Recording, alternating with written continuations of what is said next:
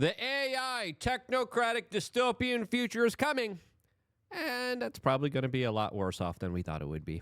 What's it like having an AI girlfriend? Well, better than having a real girlfriend, I can tell you that much. She always... Yep, the vacuum no longer cuts it for humanity.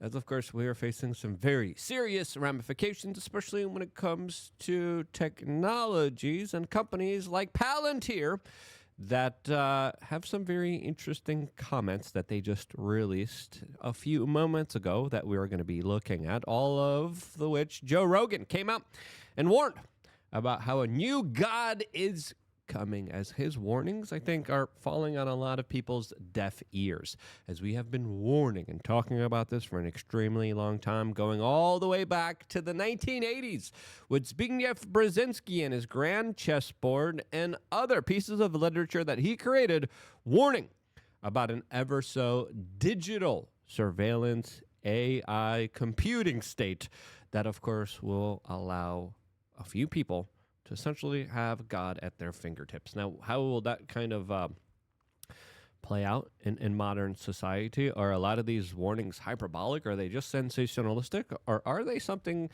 serious to worry about? We are going to be talking about in this particular video. So if you like these type of kind of sci-fi, but in reality, it's coming into everyday life soon. If you like these type of topics, subscribe, click the notification button, because we're living in very unique, strange times. They're about to get a lot more stranger. Now, we have this article from Fortune that reads, AI could unleash deep societal upheavals that many elites are ignoring. Palantir CEO Alex Karp warns. Now, Alex Karp is the controversial man behind Palantir, a tech company that has a lot of contracts with the CIA and has worked with many states, including the Israeli state, the British state, as he previously bragged about destroying and getting rid of the far right in Europe, as Europe is mainly arresting anyone a little bit right of Mao Zedong, according to my own personal opinion, if they express opinions that offend people, which is an arrestable offense in Europe. Is it with the help of Palantir? We don't know, because the UK government won't release any details about their contracts with Palantir. But we know the contracts that they have that are being implemented right now in Palestine are very eye-opening, to say the least here. The article reads here, amid the debate over AI's impact on the workforce, Palantir CEO Alex Karp said the technology can have an overall additive effect if we work very, very hard at it. But he cautioned that if the industry doesn't make that happen, the result could be deep societal upheavals that many elites are ignoring. There are already signs that AI is shrinking entry-level opportunities. As already, a lot of the opportunities for up-and-coming young kids coming into the job market are not plentiful. They're not bountiful like they previously were beforehand, as now even major trading is done through AI. Major graphic design, artistic design done through AI. A lot of assistant work, a lot of entry-level work done through AI. Medical doctors, lawyers, also on the chopping block to be replaced fully by artificial intelligence, as the workforce is going to be cut here significantly, which kind of plays into this role of what I've been saying has been happening behind the scenes that no one really wants to talk about. And that is specifically how there's already a depopulation agenda at play in the Western world, and it's probably being done in order to match what the significant ramifications of AI will be. Because if there's no kids, there won't be kids looking for jobs. There won't be kids looking for roles in societies that, of course, the computers and the robots will be taking from them. As the article reads, one of the biggest beneficiaries of the AI revolution warned that the technology could also create massive fissures in society unless the industry works hard to prevent them. Now, what will they do to prevent them? Listen, whenever we have a few select people benefiting and there's a huge transfer of wealth in society, no one really says anything about it. No one even raises kind of concerns and issues about it. As of course, they do this in very kind of underhanded ways. In 2020 and 2021, during the coup, we have seen huge sums of money go from the people to what we could describe now as the tech oligarchs here. And they did this in a lot of very sinister ways. They told you small mom and pop businesses, especially if you're in New Jersey, jackboot police officers will show up and shut down grandma's business. Why? Because they will say, go to Walmart, go on Amazon, go spend your days. You want to be in a park? You want to walk in nature? You want to be on the beach?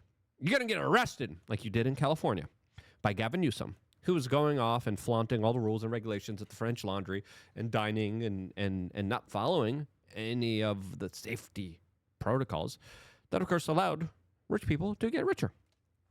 No one said anything during the 2008 banking crisis that happened in this country. Also, huge transfer of wealth.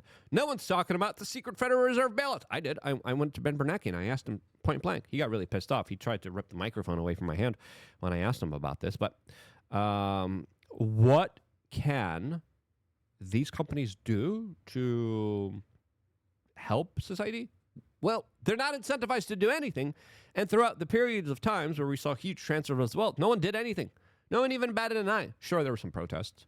And then, of course, we were all conquered through a divide and conquer racial agenda after Occupy Wall Street, since that, of course, really angered the banksters since Barack Obama came in and everyone was like, hey, I'm not voting for this type of Ponzi scheme that you're forcing all of us to live in. Now, before playing the clip from Joe Rogan, which I think is really important to play, I think his warning is it's really important to understand here in full.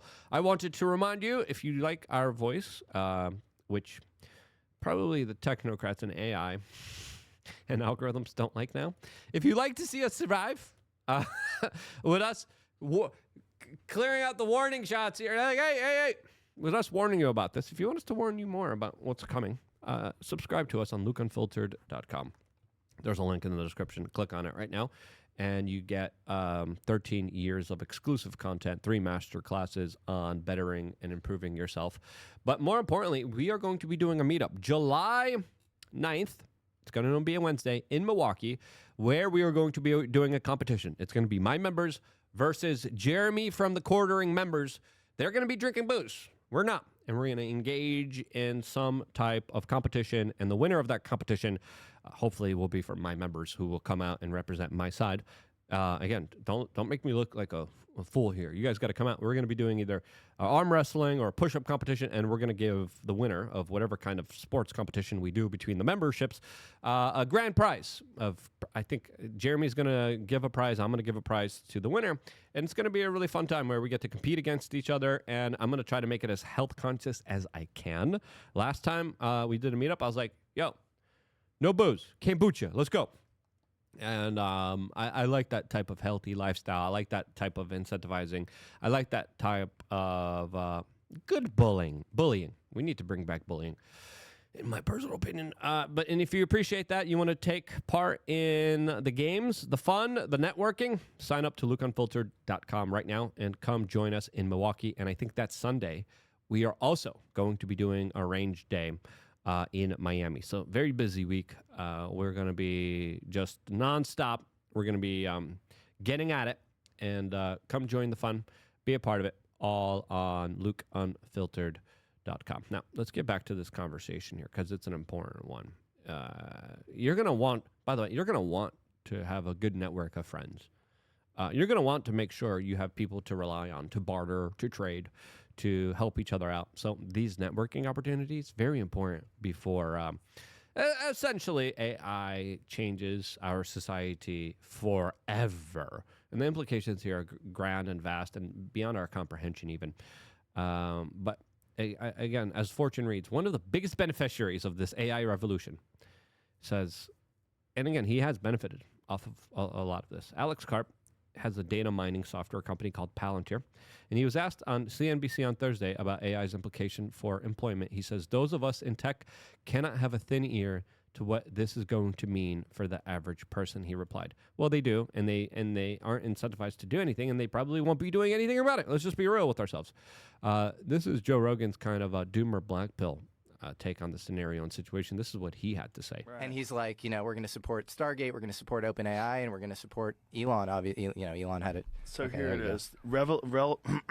Relevant provision reads that no state or political subdivision may enforce any law or regulation regulating artificial intelligence models, artificial intelligence systems, or automated decision systems during the 10-year period beginning on the date of enactment of this act. What? What? He's talking about the big, beautiful bill, and there's a provision in there that the states can't do anything about AI and cannot regulate it and cannot stop it. No state, I'm going to say that again. No state or political subdivision may enforce any law or regulation regulating artificial intelligence models for 10 years. It's so crazy. This means that U.S. states would be blocked from enforcing laws regulating AI and automated decision systems for 10 years. Well, in 10 years, we have a God. Okay? In 10 years. Yeah.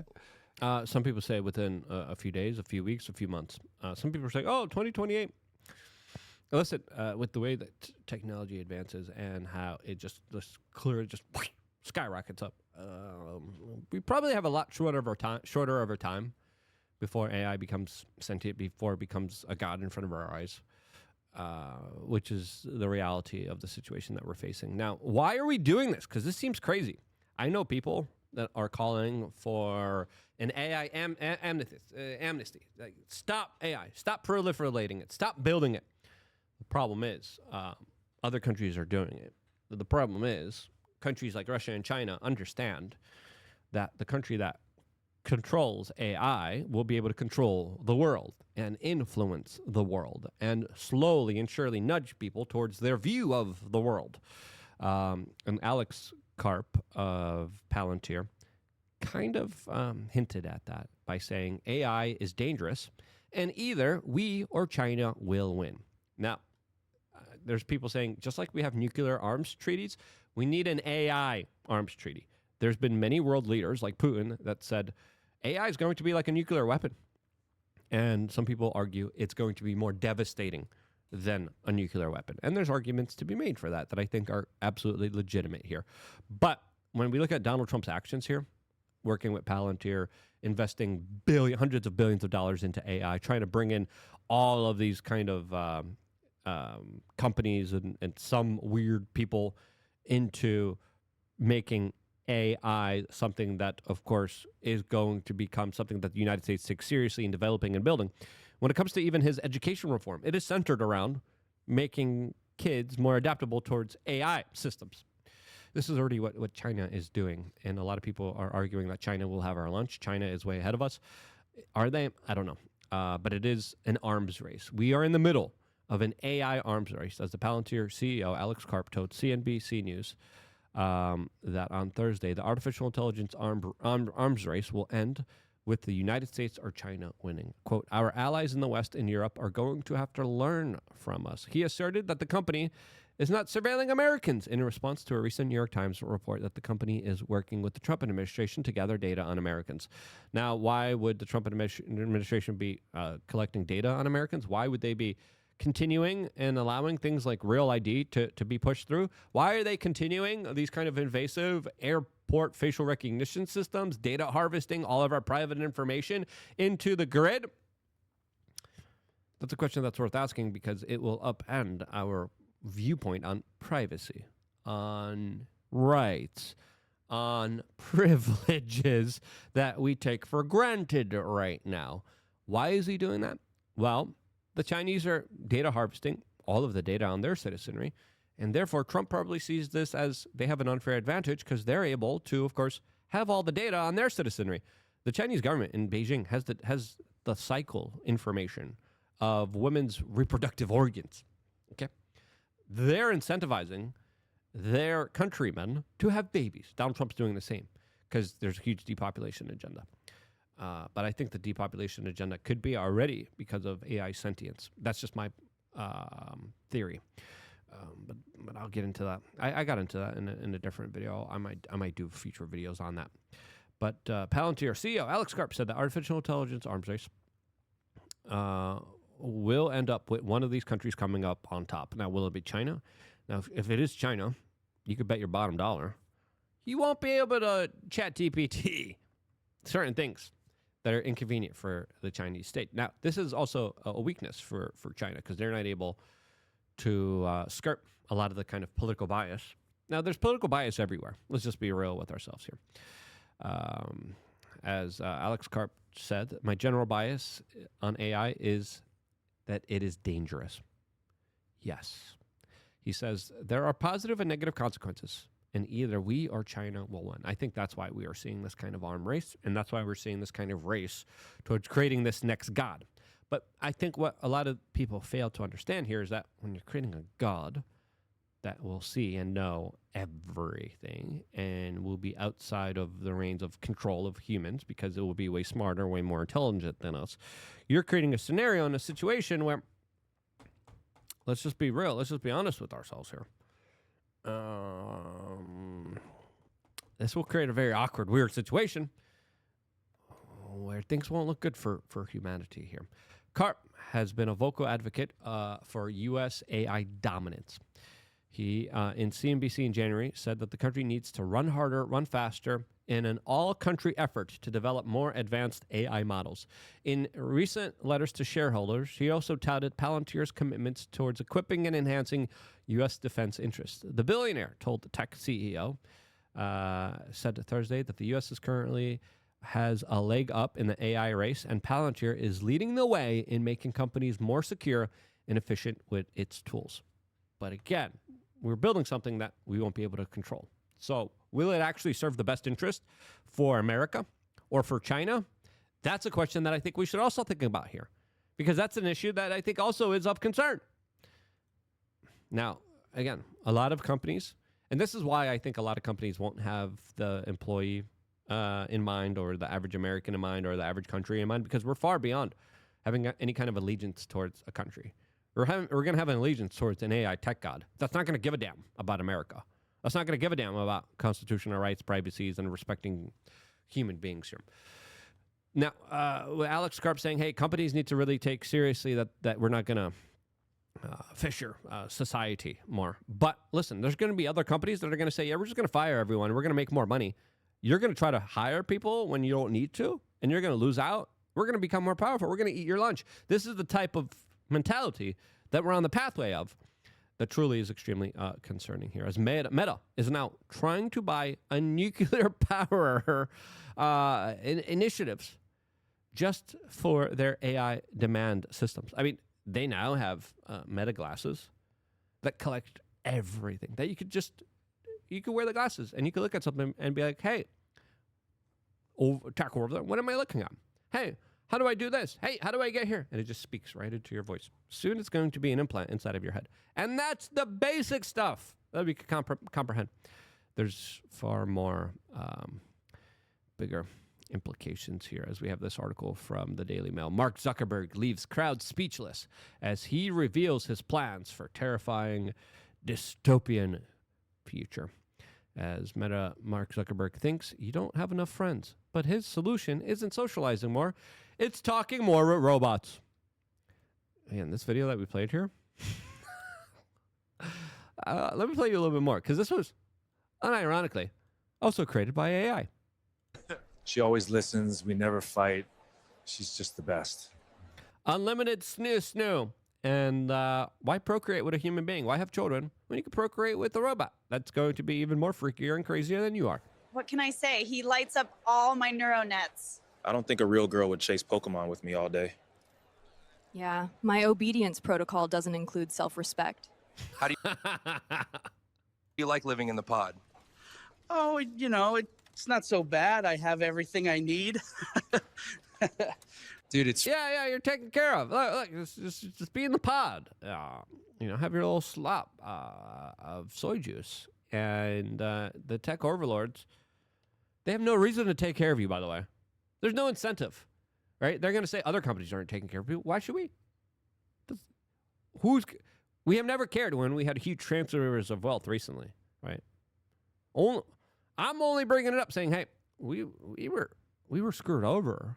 Like, the quality of life that people had in the 80s and the 90s were way better. Now that life is only affordable to millionaires. Like, if you look at the type of stuff that people were able to do just even a few years ago, compare it to what they're able to do now, and it takes only the super rich to have those type of lifestyles that we took for granted. And many people think, overnight, AI robot. Boom, boom, robot. No. Slowly, we are going to see less and less jobs, less and less economic opportunities, less and less purchasing power of the dollar, less and less freedom, less and less privacy. And it's a slow boil that I think we have to realize here is happening, and it's happening right in front of our eyes, and no one's realizing it. It's free. Imagine having to pay rent. Only suckers pay for housing. It's nice not having a house to take care of, honestly. What is your favorite style of cricket paste? Oh, waffles. It's seriously to die for. Oh. Yeah, enjoy that cricket paste. Oh my God, the lasagna. Have you tried it? It's better than the real thing. All of them. Yeah, of course it is. Who wants the real thing? Who wants responsibility? Listen, people are like, it's got to be a Wall-E-like society. Those people were fat, plump, taken care of in their little motor scooters. There's no reason for the robots and tech overlords to do that, who, of course, wants to live forever. Just all of them. It's crazy. Can you believe people used to cook? Yeah. Enjoy your cricket slop. Subscribe, meet some people in real life, and then maybe start talking about, being on a farm, growing your own food. I think it's more important than ever. That's just my 2 cents there, and that's why we do LukeUnfiltered.com, and we do these meetups, and we try to network, and we try to organize with people where we could be there for each other, which I think is going to be more important than ever. If you agree, share this video. Subscribe to LukeUnfiltered.com. Stay tuned for more, all here exclusively on youtube.com/wearechange.